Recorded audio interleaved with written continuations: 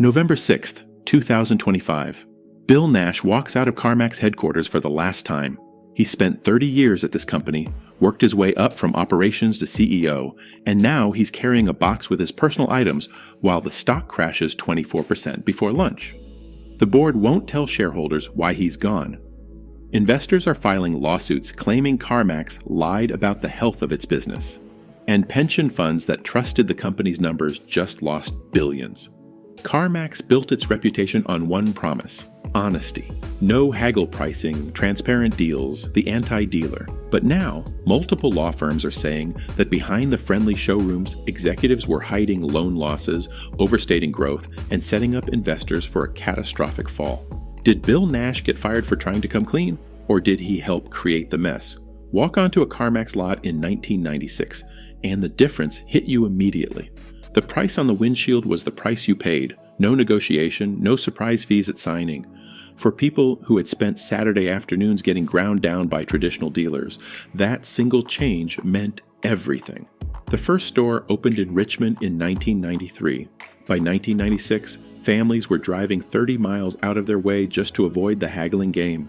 Customer surveys from that period showed satisfaction scores other dealers couldn't come close to touching.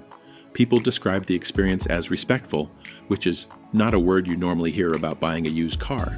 A single mom trading in her sedan didn't have to worry about getting talked into a loan she couldn't afford. A college kid buying his first car wasn't going to discover hidden fees 2 days later. The 7-day return policy felt almost too generous. What dealer lets you bring a car back? No questions asked. But that policy did more than protect buyers. It built trust, and trust became the foundation of everything Carmax did. By 2003, Carmax had close to 40 locations and a business model that looked unbeatable. But the real money wasn't coming from car sales anymore. It was coming from loans. Carmax started bundling up the auto loans they were writing and selling them to Wall Street as asset-backed securities. Pension funds and insurance companies bought these bonds because the pitch made sense. The loans are backed by real cars, the borrowers are working families making steady payments, and the returns are predictable. For Carmax, it created a perfect cycle. Sell securities, get cash, buy more inventory, write more loans, sell more securities. By 2010, the retail side almost felt secondary. The real business was the loan book and the constant flow of securities heading to investors every quarter. Jump to June 2025. Bill Nash is standing in front of analysts delivering first quarter earnings. The numbers look solid. Revenue is up. Market share is growing. Nash tells the room that Carmax is positioned to deliver significant year-over-year earnings growth for years to come. He says he feels great about the rest of the year. CFO Enrique Mayer Mora backs him up, talking about operational efficiency and how strong the business model is. Investors leave confident. The stock stays steady. But inside the finance division, the picture looks completely different. Loan loss provisions have been climbing for months. In the second quarter of fiscal 2025, Carmax increased its estimate of lifetime losses on existing loans by over $52 million. That's an 11% jump in expected defaults. By June, the provision for loan losses hits $101.7 million, up 25% from the previous year. The company tells investors it's just industry trends, a little economic uncertainty, but the losses keep accelerating. Here's what was actually happening. Carmax spent early 2025 buying inventory aggressively. Customers were flooding dealerships to buy cars before new tariffs on imports took effect. It looked like a surge in real demand, so Carmax bought more cars at auction, paid top dollar, and filled every lot they had. The problem was that the surge wasn't real. It was a panic buy driven by tariff fears. The second those fears passed, sales collapsed. Carmax was stuck with thousands of cars they had overpaid for, and buyers weren't willing to meet their asking prices.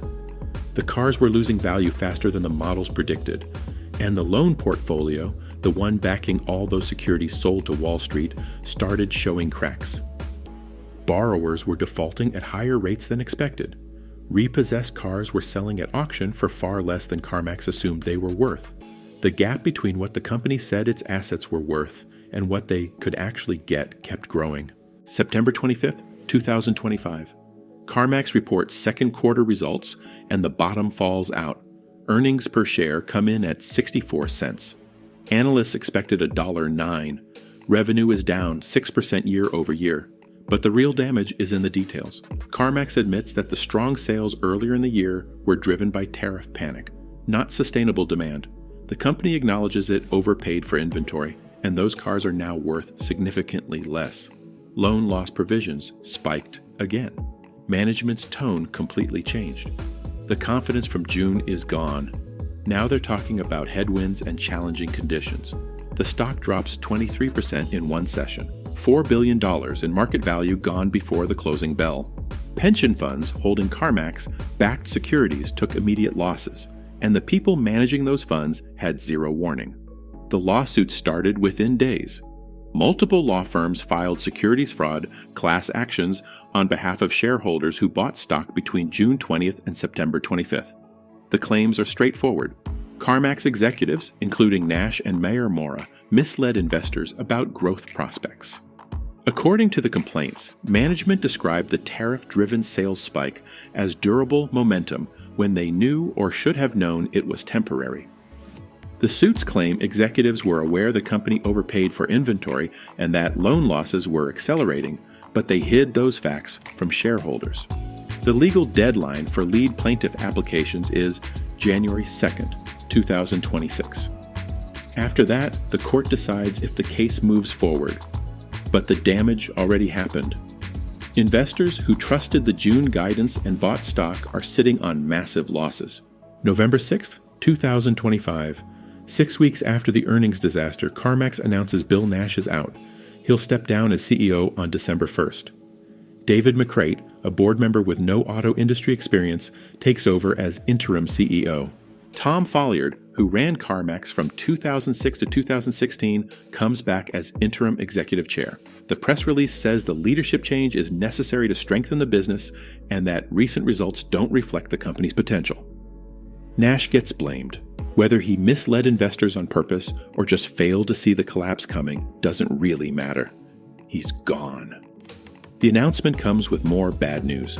CarMax issues preliminary third quarter guidance showing an 8 to 12% decline in comparable store sales and earnings between 18 and 36 cents per share. The stock crashes again, down 24% in one day. Employees who watched Nash build the company for 3 decades are shocked. Many are holding stock options that are now underwater. Layoffs already hit hundreds of workers, including 25 at Richmond headquarters. Nobody knows what happens next. So what does this mean if you've never bought CarMax stock? Those asset-backed securities are sitting in pension funds, retirement accounts, and insurance portfolios across the country.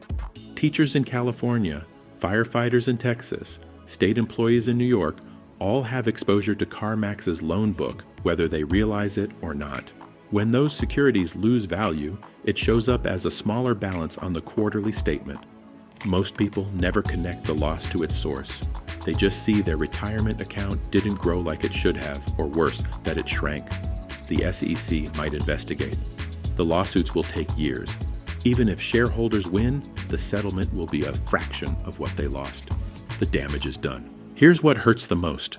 CarMax spent 30 years building trust. They told customers they were different from every other dealer. They were honest. They didn't play games. Millions of families believe that. But if the lawsuits are right, executives were willing to mislead investors about the business while the loan portfolio was falling apart and inventory was overvalued. How is that different from the dealers CarMax positioned itself against? Trust takes decades to build and a quarter to destroy. CarMax is learning that right now. While CarMax fights lawsuits and searches for a new CEO, Carvana's stock is up 52% this year. The market punished one company and rewarded the other. Investors made a choice about which used car company they believe in. For CarMax, the road ahead means rebuilding trust with investors, stabilizing a loan portfolio that's bleeding money, and finding a CEO who can turn things around while defending against fraud lawsuits that could drag on for years. The bigger question is what this says about auto lending. If CarMax, with decades of experience and sophisticated systems, couldn't manage its risk, what about everyone else? There's over $1.5 trillion in outstanding auto debt in the United States right now. Subprime delinquencies are at a 10-year high. Lenders everywhere are increasing reserves. Investors are starting to wonder if the models predicting defaults and recovery rates are accurate or just optimistic guesses in spreadsheets. The asset-backed securities market runs on trust. Investors need to believe the loans backing those bonds are real, the collateral has value, and the loss predictions are grounded in reality. If CarMax was overstating vehicle values and hiding risk, how many other lenders are doing the same thing? Regulators and investors are asking that question right now. Bill Nash gave CarMax 30 years. He worked his way up, built relationships, earned promotions, and ran the company. It ended with a board vote and a press release. Whether he deliberately misled investors or got blindsided by bad data and market chaos, the result is the same. His legacy is tied to a stock collapse, fraud allegations, and billions in losses. For investors who trusted him, for employees who believed in the company, and for retirees watching their accounts shrink, it stings. CarMax was supposed to be different. If you got money in a pension or a 401k, you might be connected to this. Asset-backed securities don't come with labels explaining what's inside. The only way to know is to ask your fund manager, and a lot of them didn't know until the losses appeared.